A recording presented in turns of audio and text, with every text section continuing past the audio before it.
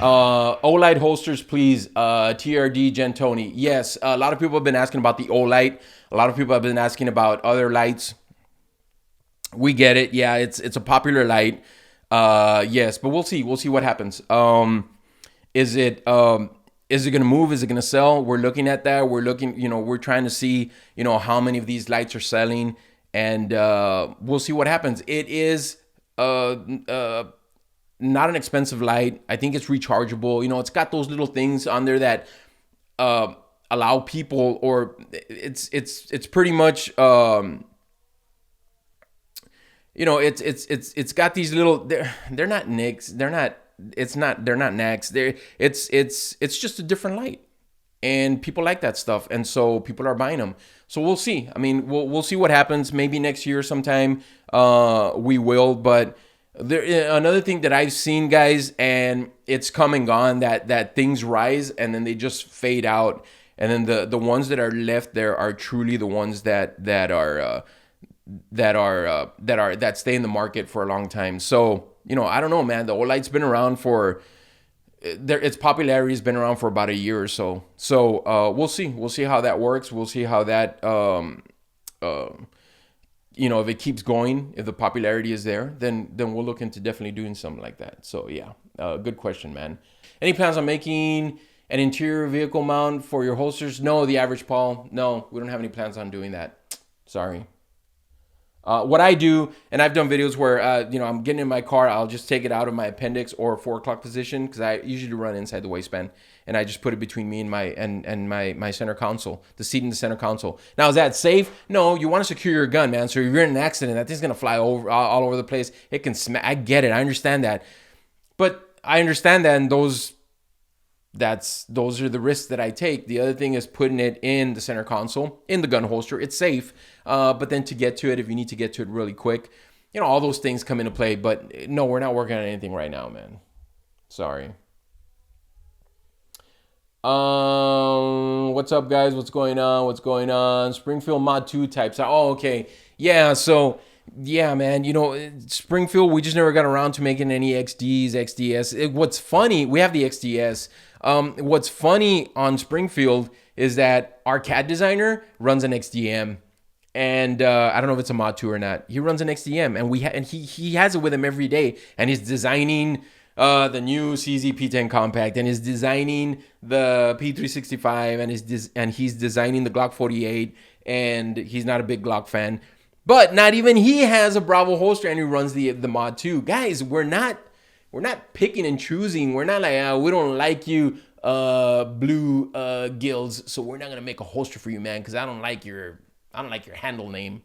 No, man, it's just the market. Now, are we 100% right on the market? Like, how do you know if this gun doesn't sell more than this gun? Those are just, we gather data. We have databases. We gather data. We know what's selling out there. And we just go by that. Are we 100%? No, man. I don't know. Our goal is to be 100% on to know what's going to sell and what's not. But you can't. If you can get that, then go play the lottery, because you're going to win. It's tough, but you make the most educated decision. That's it. It just comes down to that. If you want to run a great business, if you want to run a successful business, you need to take in all that information. You really do. The Tactical Scorpion, will you go back to custom holsters at some point, Price? No. No, man. It's just not, you can't scale that. There's no scalability. And I'm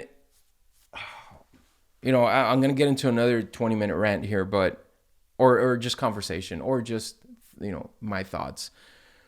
You can't scale custom holsters. You can't take it to the next level, because your maximum output is 30 a day.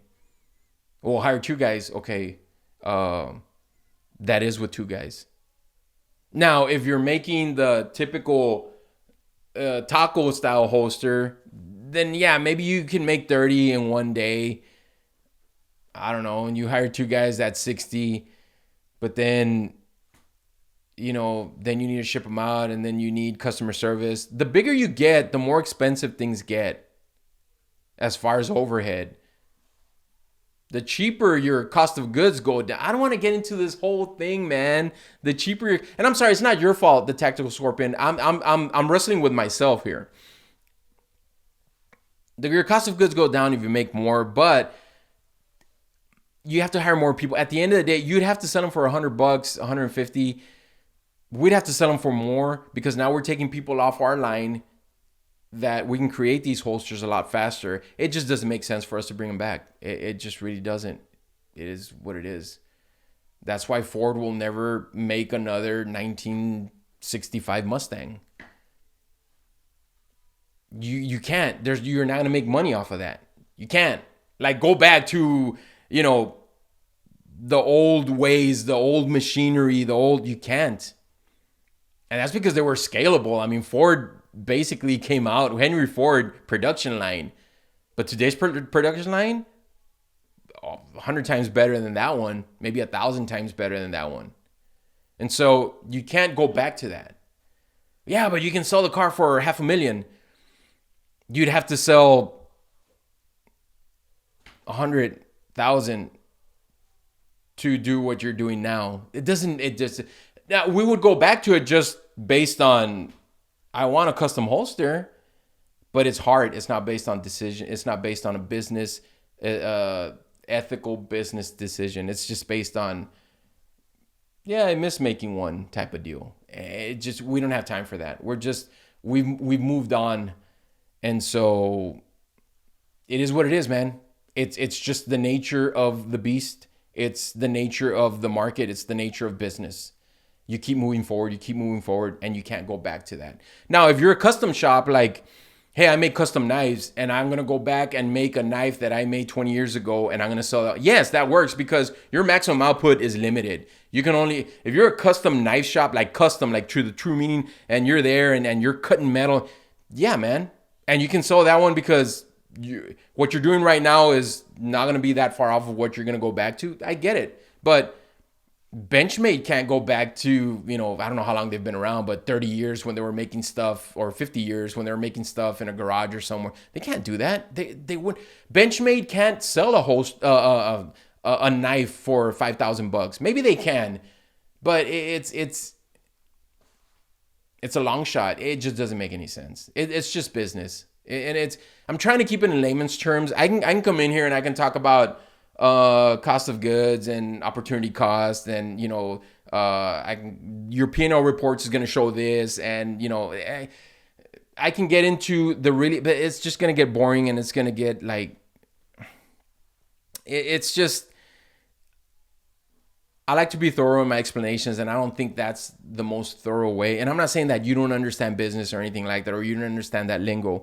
It's just that I'm just trying to keep it in layman's terms for everyone else's sake as well. So yeah, it's not something that's attainable, not at this time. Yeah, if we have to go back to that, it's because the market changed and the culture has changed around holsters, where everybody wants a custom holster and they're willing to pay $200 for it. Then okay, we'll go back to that. But right now, no one's willing to pay over $50 for a holster.